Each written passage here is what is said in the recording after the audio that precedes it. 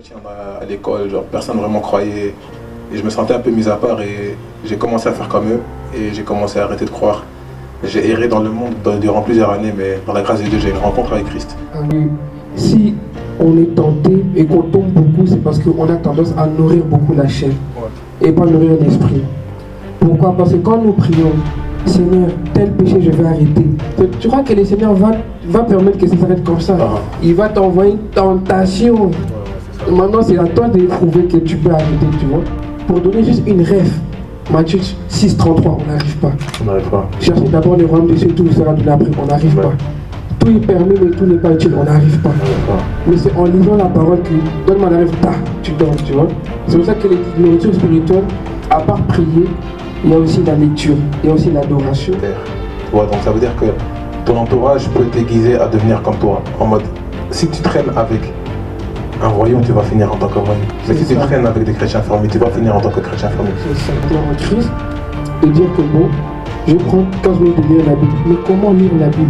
La Bible, c'est pas seulement un livre que tu prends la bibliothèque, tu ouvres. La Bible, c'est un livre qui te donne l'intelligence, la sagesse. C'est un livre en fait que tu dois étudier pour comprendre, tu vois. Moi, j'étais dans cette période-là où j'étais bon, maintenant je vais lire la Bible. Tu ouvres la Bible aussi. Tu n'as même pas d'inspiration pour lire. Il y a Genèse jusqu'à Apocalypse, tu vas lire quoi? Et je demande aux gens, on lit comment? Ils me disent tout le temps. Différentes réponses. Tu vois?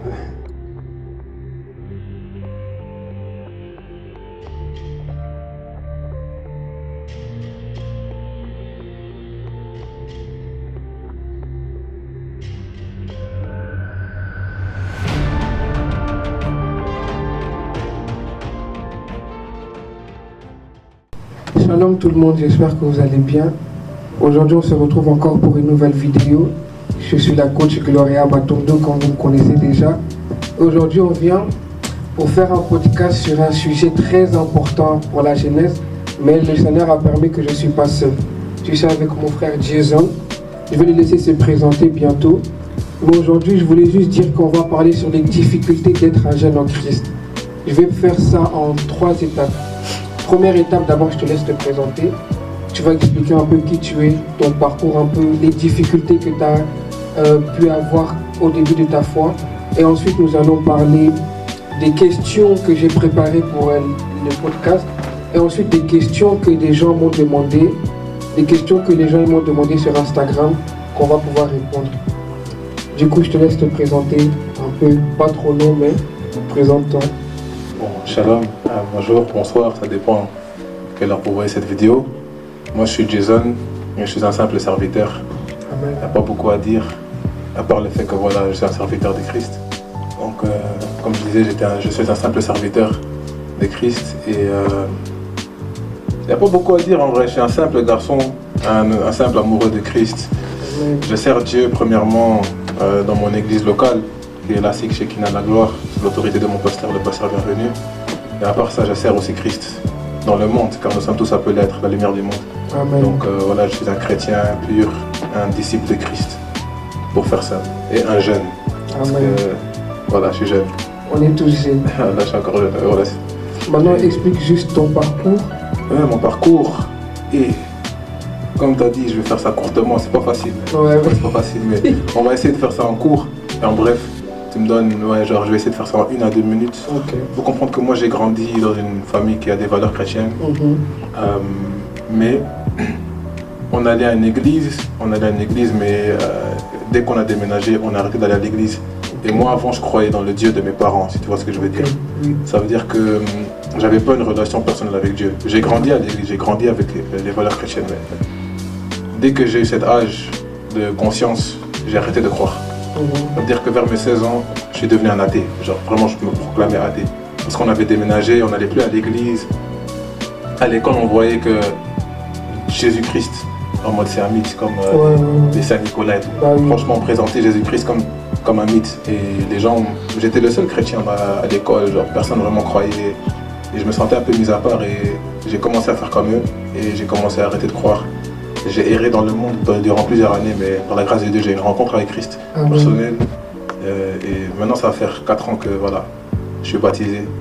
Ça fait 4 ans que voilà, je suis un disciple de Christ. J'ai vraiment mon identité en Christ aujourd'hui et je le sers vraiment, franchement, avec un zèle, avec un feu bon, j'ai vraiment ignoré beaucoup de détails, mais c'est ça un peu pour faire simple, franchement.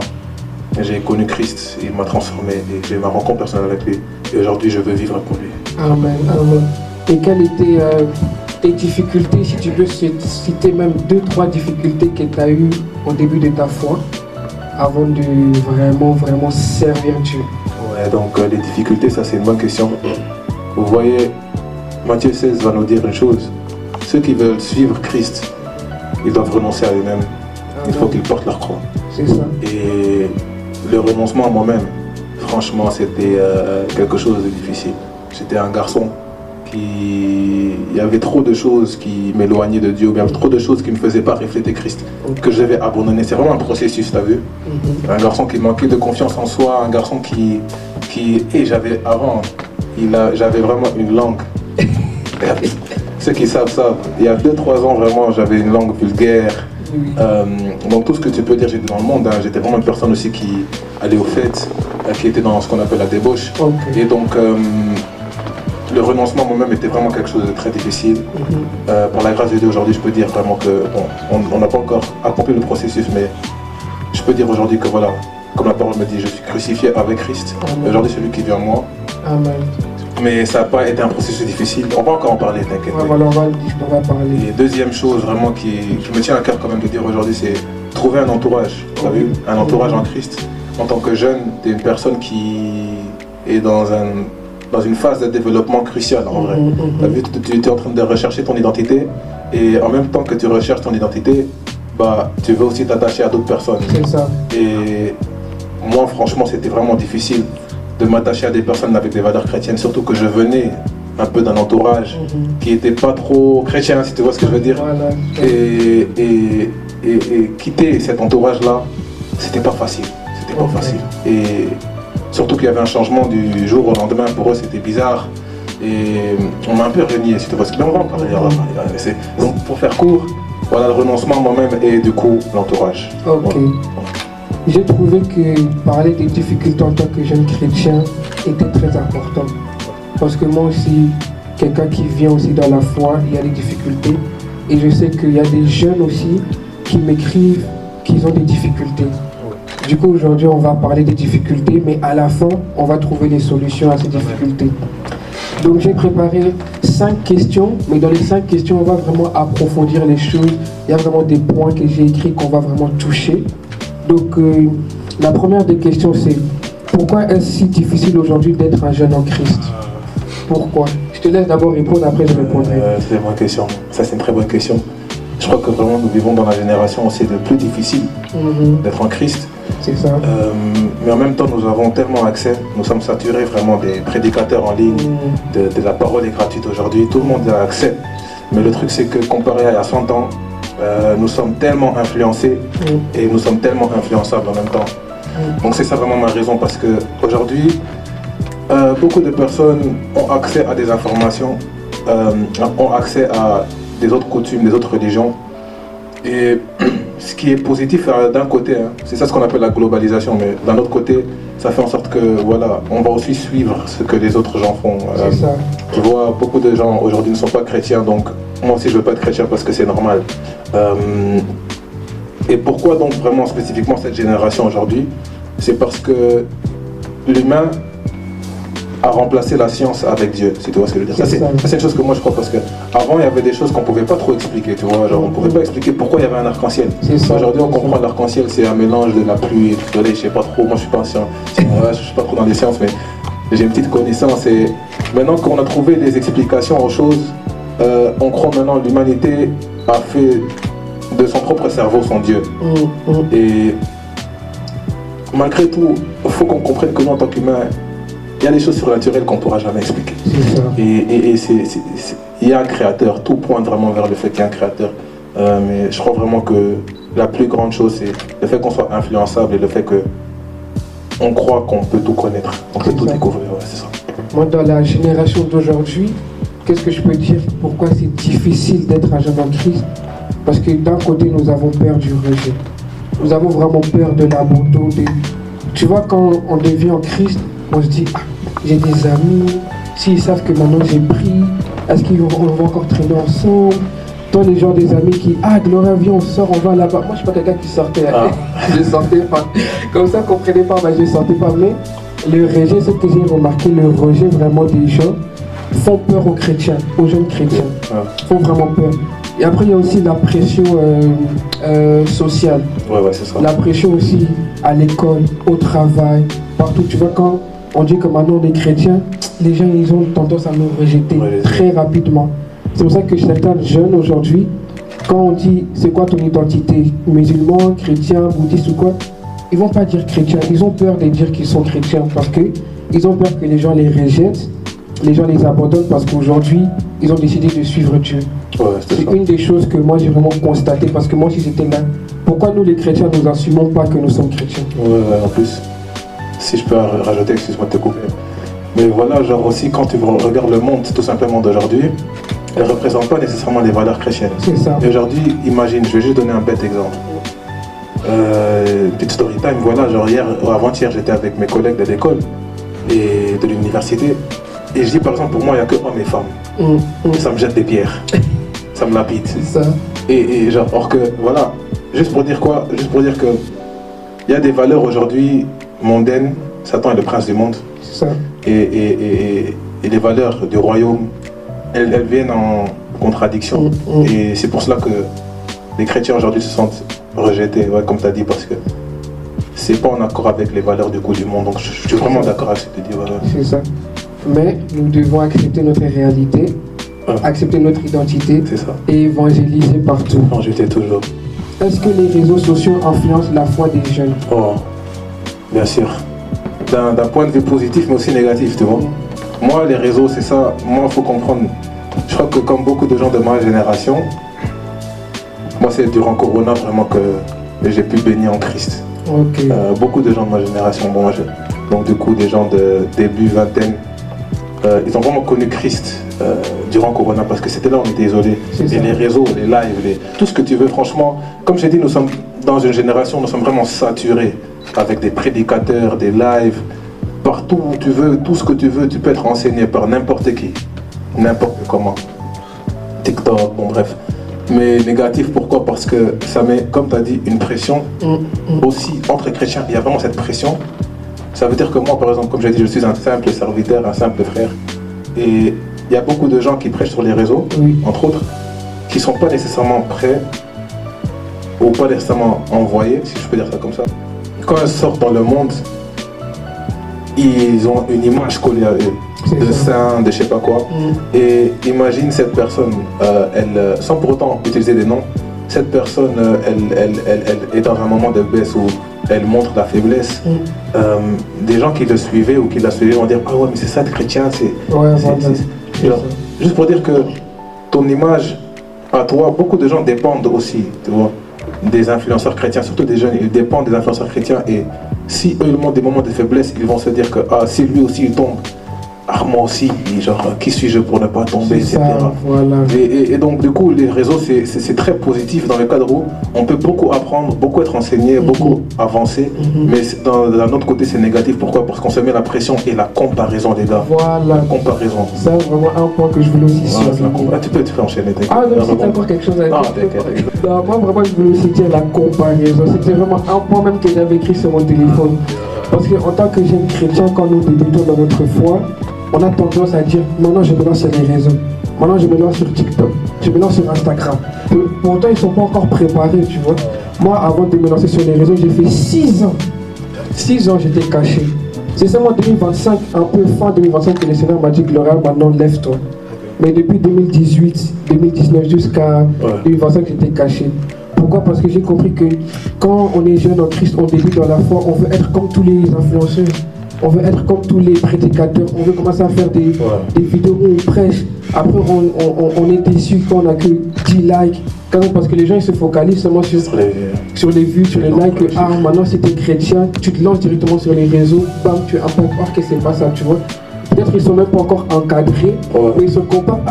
Comment le frère Jason a pu faire ça? Moi, j'ai pas pu faire ça, mais pourtant, moi et le frère Jason ont le même âge. Ouais, c'est ça. Mais en plus aussi, ça aussi c'est une mauvaise mentalité pour toi, parce que tu vois la grandeur de ton ministère, si je peux dire ça comme ça, ou de ton œuvre, ça ne dépend pas des chiffres. Tu vois. C'est ça. Quand on regarde Jean le Baptiste, la Bible va dire que c'était lui le plus grand homme, le plus grand prophète qui n'a jamais existé.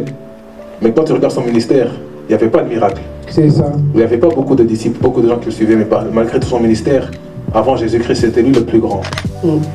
Pourquoi? Parce que c'est lui qui a obéi, non seulement il a obéi, mais il a annoncé la voix du Seigneur. Bon bref, juste, pas pour trop entrer en détail, mais juste pour... Parce que moi, tu vois, il va commencer à nous prêcher ici. La grandeur de ton œuvre, pour un jeune ici, peut-être qu'il se démotive maintenant parce qu'il a peu de chiffres, je sais pas, mais qui est quand même appelé et envoyé pour aller sur les réseaux, c'est pas nécessairement les chiffres qui comptent. Moi, par exemple, j'ai été très impacté par une vidéo, je sais pas si je me rappelle combien de vues, mais il y avait peut-être 100, 200 vues. Oui. Mais ça a changé ma vie. Waouh.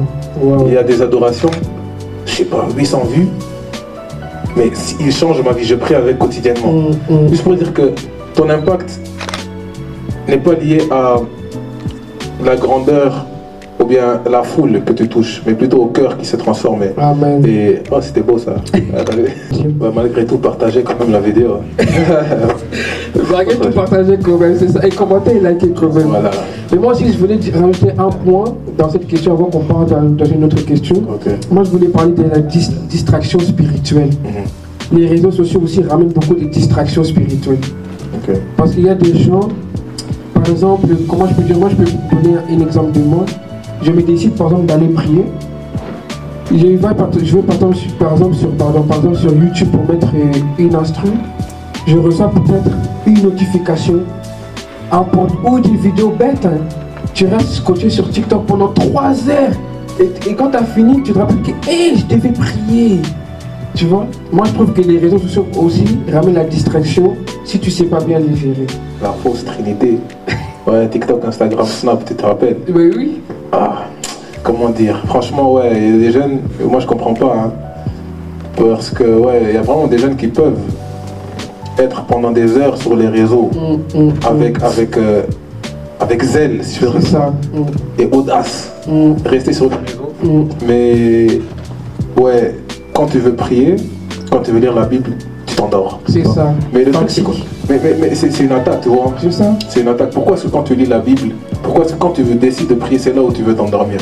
Mais pourtant, tu peux passer 7-6 heures sur les réseaux, au calme. Même. Voilà. Ne te laisse pas utiliser par les réseaux, mais utilise les réseaux. Amen. C'est ce que je veux dire. Utilise les réseaux pour impacter. Voilà. La troisième question que j'avais, c'est comment un jeune peut-il résister aux tentations aujourd'hui? Quand je parle de tentation, je parle de la pornographie, les relations sexuelles, les mauvaises influences, les sorties, boîtes, etc. Comment un jeune peut sortir de là ou résister aux tentations? Ok, ça c'est une très bonne question. Et moi je veux juste, premièrement, dire ce qui a marché pour moi. Okay. Je crois bien que c'est un bon exemple, mais bien évidemment c'est cas par cas. Ce qui signifie que ce que je veux te proposer, c'est peut-être une solution, mais peut-être pas générale pour tout le monde. Mais ce qui a marché pour moi, fonctionné pour moi, c'est aimer Dieu. Aimer Dieu. Au plus où tu aimes Dieu, au plus où tu vas détester le péché. C'est ça. Au plus où tu vas... C'est pas que tu vas pas être tenté, hein. Tu vas être tenté, croyez-moi. Jésus-Christ, comme j'aime dire, il fut tenté. Malgré qu'il a fini son jeûne de 40 jours, il était fort spirituellement. C'est là où il fut tenté par le diable. Et 3 fois. 3 fois. Il était tenté pourquoi? Parce qu'il avait faim. Parce qu'il avait faim. La chair. Et le truc c'est quoi? Tu vois toi, tu es là en tant que chrétien, genre en tant que jeune chrétien, ouais. Et les distractions vont être là, elles vont juste être là. Si Jésus-Christ a été tenté, comme la sœur Gloria a dit, qui es-tu pour ne pas être tenté? C'est ça. Mais une chose que Jésus-Christ avait, c'était l'amour pour le Père. L'amour pour le Père. Moi, je serais un grand menteur si je dirais qu'après ma conversion à Christ, je ne suis pas tombé dans mes anciens péchés ou bien dans des tentations passées aussi. Bon bref, ce serait vraiment un grand mensonge. Ouais, donc quand je regarde par exemple moi mon témoignage, je sais que je luttais avec beaucoup de choses, mais par la grâce de Dieu aujourd'hui, tellement j'aime Dieu, ces anciennes choses-là, c'est catégorique. Aujourd'hui, je ne peux plus retomber dans ça, je le sais, parce que j'ai même plus envie, par exemple, d'écouter de la musique mondaine, par exemple. J'ai plus envie d'aller dans des boîtes, comme par exemple, tu vois, parce que mon amour pour Dieu a pris le dessus sur mon amour du monde. C'est ça. Et moi, un truc que je peux rajouter vraiment, c'est la Bible dit que D'un côté aussi, ça c'est pas la Bible qui dit, ça c'est moi qui dis. Mais ce que la Bible va dire, c'est ça que je vais dire. D'un côté, moi je dis toujours que si on est tenté et qu'on tombe beaucoup, c'est parce qu'on a tendance à nourrir beaucoup la chair et pas nourrir l'esprit. Pourquoi? Parce que quand nous prions, Seigneur, tel péché je vais arrêter. Tu crois que le Seigneur va permettre que ça s'arrête comme ça? Il va t'envoyer une tentation. Maintenant c'est à toi de prouver que tu peux arrêter, tu vois. C'est parce que nous nourrissons trop la chair, trop les désirs de la chair, que nous n'arrivons pas à être forts spirituellement, tu vois. Il faut nourrir l'esprit. Mais notre jeunesse aujourd'hui, je ne vais pas vous mentir, hein. Quand on parle de nourrir l'esprit, on pense d'abord à la prière. Oui. Ce qui est très bien, la prière, c'est quelque chose de magnifique. Mais il ne faut pas oublier que la nourriture spirituelle, avant tout, c'est la parole. Et c'est pour ça que quand Jésus-Christ fut tenté, il a toujours dit, la parole dit, la parole. C'est ça, la parole. Il faut être fort dans la parole si tu veux être en capacité de fuir les tentations, si je peux dire ça comme ça. Pourquoi? Parce qu'il y a des gens, ils aiment mettre nous les chrétiens dans les débats. Dans les débats maintenant, tu parles, sors la rêve. Non, tu connais pas la parole, qu'est-ce que tu vas dire? Qu'est-ce que tu vas dire? Tu vas maintenant chercher sur les Google. C'est le truc aussi avec ChatGPT et tout, genre maintenant, les gens ils dépendent vraiment de ça, ils connaissent plus les versets. Ils connaissent pas. Moi, une chose qui m'a vraiment ouvert les yeux que non, je dois lire la Bible à part prier, c'est quand j'ai parlé avec une personne, elle me racontait son problème. Moi j'ai dit que non, le Seigneur, montre-moi le verset là où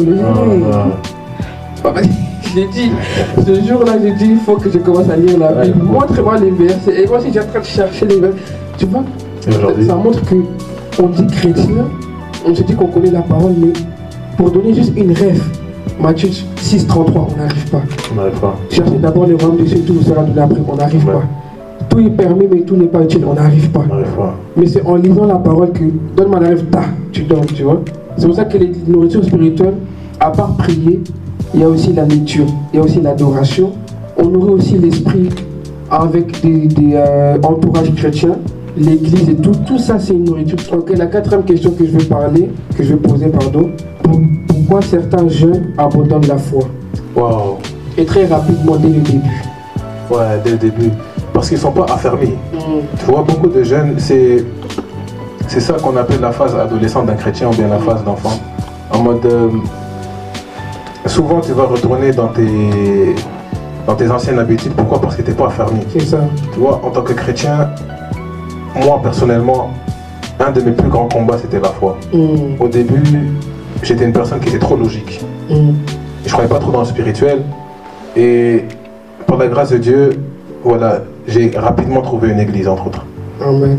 Beaucoup de gens qui se convertissent, ils n'ont pas cette communauté, cette grâce d'avoir une communauté. Et ils n'ont pas un entourage, du coup, qui peuvent les aider à avancer. Tu vois, il y a une parole qui dit, dans Proverbe 27, comme le fer aiguise le fer. Tu vois, donc ça veut dire que ton entourage peut t'aiguiser à devenir comme toi. En mode, si tu traînes avec un voyou, tu vas finir en tant que voyou. Mais si tu traînes avec des chrétiens fermés, tu vas finir en tant que chrétien fermé. Et beaucoup n'ont pas cette grâce de traîner avec des chrétiens fermés. Et donc, ce que je pourrais dire, c'est beaucoup de chrétiens au début, ils n'ont pas un bon entourage, ils ne sont pas affermis.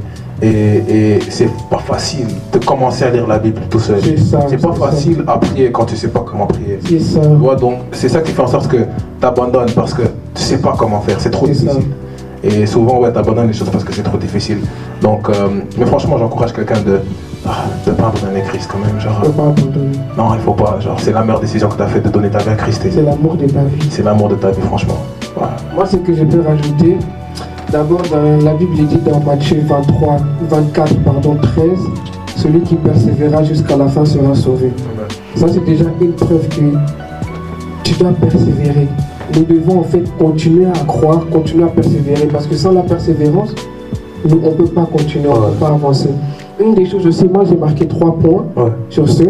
J'ai marqué le découragement, les manques d'accompagnement et l'amour du monde.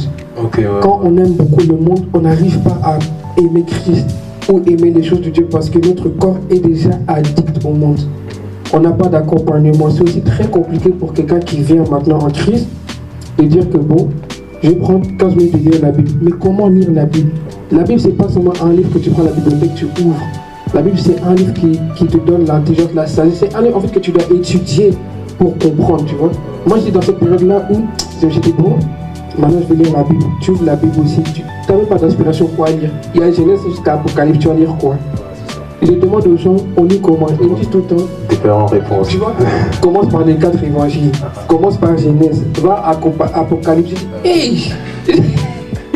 Grosse dédicace à mon encadreur, message biblique Ephraim, toujours, lui est obligé. Franchement, moi aussi, comme tu as dit, hein, bon, la parenté spirituelle, je sais qu'il y en a peut-être qui ne comprennent pas ce que c'est. Pour ceux qui ne savent pas c'est quoi, un parent spirituel en vérité c'est une couverture, quelqu'un qui t'a engendré en Christ, c'est ça. Quelqu'un qui est un exemple pour toi, qui te montre le chemin. Ouais, comparable à un père biologique, mais juste spirituellement parlant, une personne qui t'éduque et te fait encore avancer dans les choses de Christ. Et c'est une chose qui est importante en tant que chrétien. Pourquoi? Parce que tout comme un bébé n'est pas en capacité de survivre dans le monde sans pour autant ses parents. Un chrétien aussi, c'est vraiment chaud. Si t'as pas de père spirituel, c'est pas facile. C'est pas facile parce que il y a beaucoup de combats, il y a beaucoup de nouvelles choses. Beaucoup de nouvelles choses. Et comme elle a dit, hein, tu retombes dans tes anciens plaisirs du monde. Moi, il y a une chose que j'aime beaucoup, hein, tu vois, les chrétiens en cheminement. Hein. Au début, bien même les chrétiens en mariage, comme tu veux, on a ce qu'on appelle en anglais honeymoon phase. Je sais pas comment on dit honeymoon en français, genre. On garde seulement honeymoon. Honeymoon, voilà. Les chrétiens, tu vois, genre en mode t'es en phase de lune de miel, ça veut dire, là je parle pur relationnel, pur physique. Oui. Au début, tout va bien dans une relation, et par après, il y a les combats et les erreurs qui arrivent, et beaucoup de personnes tombent. C'est ça. Tu vois, beaucoup de personnes tombent après la phase de lune de miel. Et c'est la même chose en Christ, tu vois. Tu viens de donner ta vie à Christ, et là, t'es chaud, t'es en phase de lune de miel. Et là, les combats arrivent. Les baisses de foi arrivent. Est-ce que tu as la capacité de persévérer? Est-ce que ton amour pour Christ est assez grand pour persévérer? C'est ça. Il y a beaucoup de gens qui voilà, comme tu as dit, leur amour pour le monde, du coup, est plus grand que pour celle de Christ. Et aussi, ils sont habitués aux choses du monde. C'est leur habitat. C'est ça. Et en tant que jeune, comme j'ai dit, tu es en pure phase de développement. Et tu es encore informe. Donc, tu es encore trop influençable, en gros. C'est ça. Et tant que tu n'es pas encore affermi, comme j'ai dit au début, du coup, c'est facile pour toi de retomber dans les choses anciennes. Vous serez persécuté, pas à cause de toi, pas à cause de ta famille, mais à cause de mon nom. Tu vois, donc c'est une preuve qu'on voit qu'une fois que tu rentres dans la vie chrétienne, il va y avoir beaucoup de complications. Tu rentres, tu perds des amis. Ça. Tu rentres, tu te retrouves tout seul. Ouais. Tu rentres, peut-être le travail que tu as travaillé, tu l'as perdu. Wow. Tu rentres, peut-être il y a des chutes financières. Tu rentres, peut-être il y a des combats que tu n'étais même pas conscient. Tout s'est bloqué, tu vois, mais la Bible nous dit persévérer, tu vois. Yes. L'amour pour Christ. C'est ça, parce que la Bible va aussi me dire que les combats qu'ils nous donnent, ils ne nous donnent pas des combats plus grands que nos forces, tu vois. Okay. Donc les combats qu'on reçoit, c'est les combats qu'on peut les combattre. On peut y arriver. C'est ça que moi je voulais rajouter parce que c'est très important. Pour les jeunes chrétiens, vous devez savoir ça. Comment rester ferme dans sa foi quand on est jeune? Ouais. Wow. Comment rester ferme? Franchement, c'est une question compliquée. Non, genre complexe, parce qu'il y a tellement à dire. Il y a tellement à dire. Mais moi, je reviens vraiment vers le fait que, ouais, c'est pas biblique ce que je veux dire, mais l'union fait la force. Voilà, l'union. Et moi, je retourne toujours vers le cas de l'entourage parce que c'est une chose qui m'a tellement aidé. Franchement, il y a une parole qui dit dans 1 Corinthiens 15, 33, la mauvaise compagnie corrompt les bonnes mœurs, tu vois. C'est ça, mais si la mauvaise compagnie corrompt les bonnes mœurs, ça veut dire que la bonne compagnie, elle a la capacité du coup encore de t'élever à notre niveau. C'est ça. Et un entourage en Christ est une chose qui est tellement primordiale pour un chrétien, franchement. Aujourd'hui, je vois beaucoup de chrétiens qui veulent vivre leur vie solitairement, par exemple. Voilà, mais ça peut pas. Christ nous a pas appelés à vivre seul. Christ avait 12 disciples. Il avait 12 disciples. Même plus déjà. Voilà. Mais ça a été réduit à 12. Et juste pour dire que c'est grâce à cette communion fraternelle que tu peux encore continuer à persévérer en Christ et à être affermi plus. Et c'est là aussi où j'aimerais souligner l'importance aussi d'une église tout court.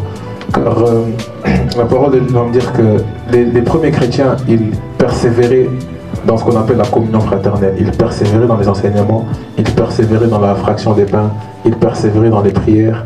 Donc en tant que chrétien, pour rester affermi, une chose importante, c'est l'entourage. Et bien évidemment, l'entourage, c'est, comment dire, c'est une chose importante mais secondaire, parce que le plus important pour être affermi, c'est de travailler sur ta propre relation avec Christ. Amen. Faut pas dépendre, je peux pas dire faut pas défendre des autres, mais ce que j'essaie de dire, c'est que ta relation avec Christ, elle est d'abord personnelle, t'as vu? Ça.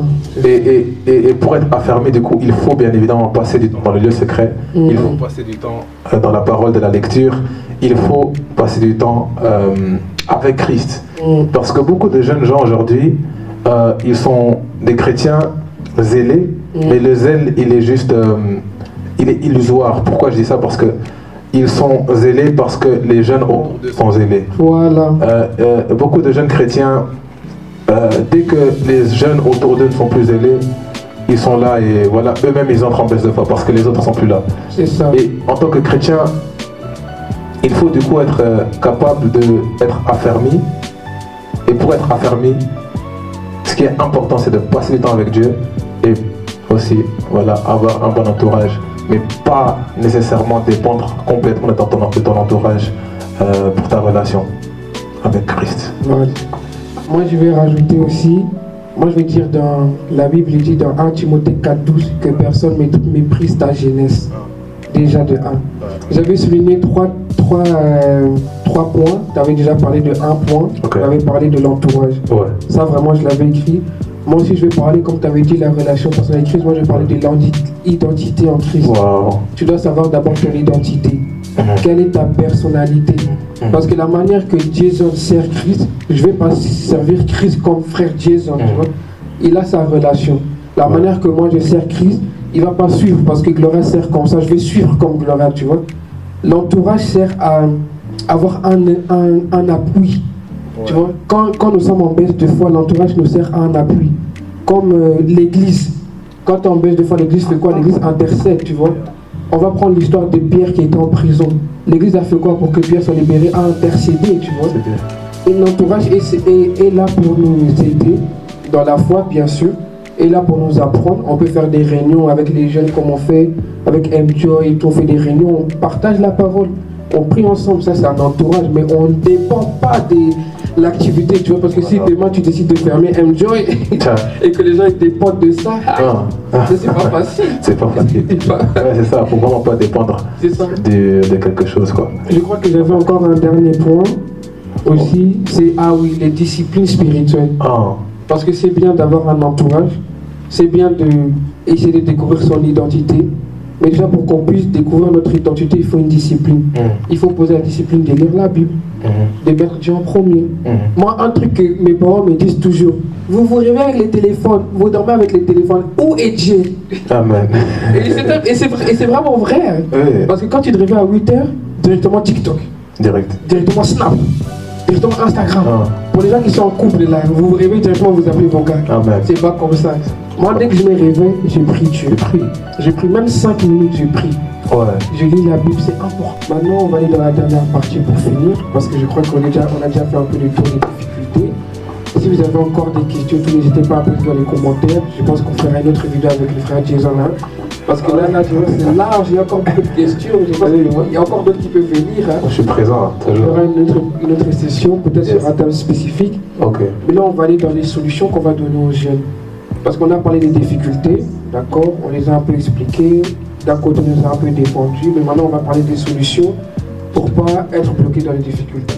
La première point, c'est que moi je veux dire, pour un jeune qui est dans les difficultés, peu importe les difficultés, peut-être une mauvaise pensée, pensée impure, relations sexuelles ou mauvaise fréquentation, tu voles et tout, moi la première chose que j'ai dit d'abord, c'est de développer une vraie relation avec Dieu. On doit d'abord développer une relation avec Dieu. Cela implique de connaître son identité. Mais quand je parle de développer, vraiment, c'est une vie de prière, une vie de méditation, une vie de lire la parole de Dieu. Moi, c'est ça que vraiment j'ai. Je ne sais pas si tu as quelque chose à dire sur ça. Ça, c'est le premier des points. Parce que tu ne peux pas sortir des difficultés si tu n'appliques pas la vie de prière. Tu ne peux pas nourrir ton esprit si tu ne fais rien pour nourrir ton esprit. C'est comme si on a faim, mais on ne donne pas la nourriture à notre corps, on aura toujours faim. Donc, développe ta vie de prière avec Dieu, prie et le temps de prier. Moi, comme on avait parlé beaucoup de fréquentation, bien choisir ses fréquentations. Cela implique les fréquentations en Christ et tout. Là, pour ça, vraiment, je te laisse déployer un peu, développer. Ce deuxième point. Ouais, comme je disais, j'ai un peu parlé Un français un peu dur, j'ai peur de parler trop. Un français Yamaka, c'est vraiment. On va l'arrêter. Ok, ouais, genre. Comment dire? Comme j'ai dit, un jeune est une personne dans une phase de développement cruciale dans sa vie. Et paradoxalement parlant, du coup, un jeune a besoin de son intimité pour se développer personnellement. T'as vu, un jeune, en tant qu'individu, il doit apprendre à se trouver. C'est pour ça qu'il y a beaucoup d'adolescents qui passent leur temps dans leur chambre, seuls, parce qu'ils sont en train de se développer, de se rechercher, d'apprendre à se connaître. Mais d'un autre côté, en même temps, ils ont besoin du collectif. Pour cela que tu vas voir des jeunes, ils vont s'associer à des groupes.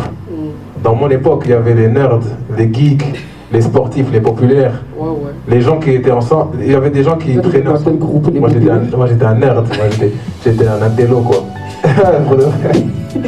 Avant, si tu me visualises, t'as juste un gros garçon avec des lunettes et un gros cartable, ça c'était moi avant.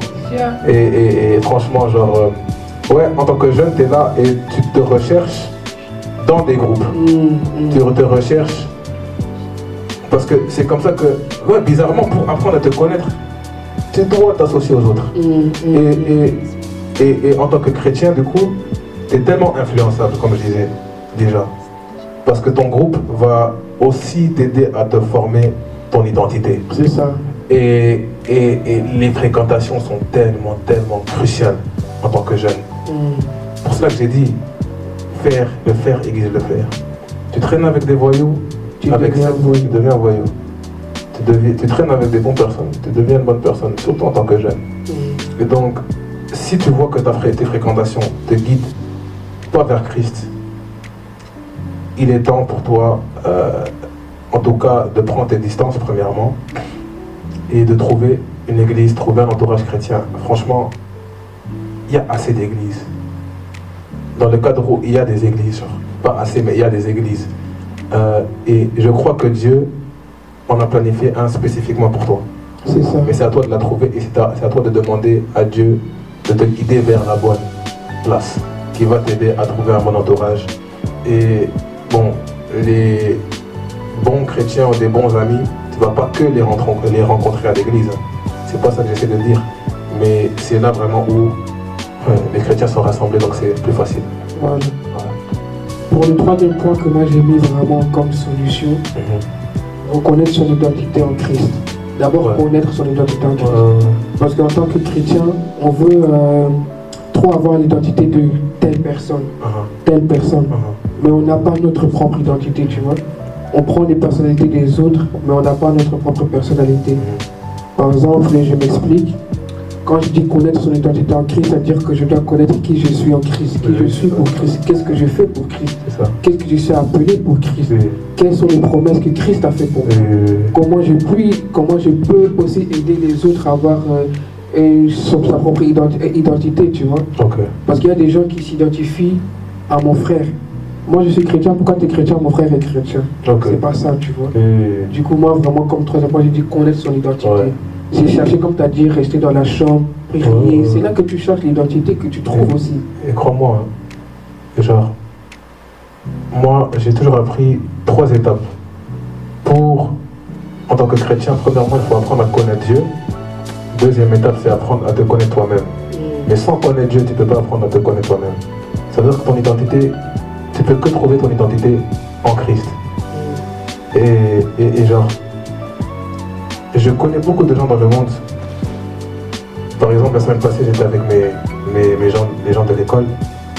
Et je l'ai par exemple demandé, qui es-tu? Quelle est ta mission sur Terre?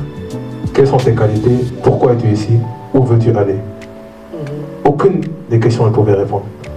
Mais en tant que chrétien, en vérité, ce sont des choses qu'on est en capacité de répondre. Pourquoi? Car c'est Christ qui nous donne les réponses. Et sans Christ, tu ne peux pas savoir qui tu es, ni où tu vas, ici, sur Terre. Ton identité est ancrée en Christ.